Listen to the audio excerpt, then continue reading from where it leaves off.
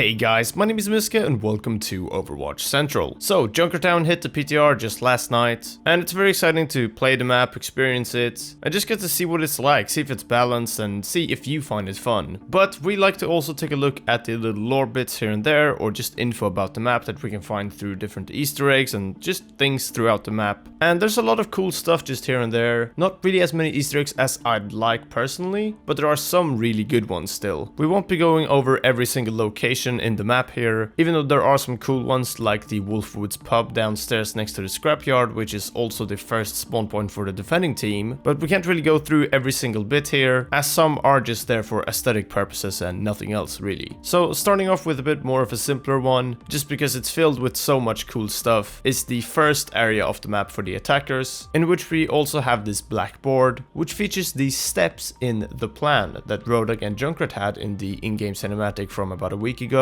This is really cool to see though. There's also a nice little Prophet sort of reference at the end, which is a pretty old and well-known South Park reference. Anyway, the attacker spawn is also Roadhog's home it seems, so there are a bunch of cool props around, such as his bed, which has this sort of weird inhaler thing for his gas, and then just a bunch of other stuff around. Either way, not gonna spend too much time with that and gonna move on to the next thing, which is this awesome mech battle poster, which has a little bit more to it than just what it seems at first. Mech battles are very popular in Junkertown, and the arena in Junkertown is where the fights go down. It's in the scrapyard, and we'll get back to these two mechs in particular a bit later. I do want to point out though that Diva's Junker skin, that has been in the game for quite a while, is themed with this map kind of. It's sort of Junker mech themed, and it's got this little lore tip in the skins menu as well in case you hadn't noticed. Right, moving on though, we have a big one, and this is the main point of discussion for a lot of people right now, and it's the Junkertown Queen posters, and these are all around the map in many locations. And to be completely honest, my opinion is that I'd be very surprised if this is not a hero later on at some point, no idea when, but it's just such a very detailed sketch with a very clear Junker theme to it, and people have been asking for another Junker hero for quite a while. But what also makes me say this is because we also had one of the Blizzard visual effect artists at Gamescom say that she's just a voice right now.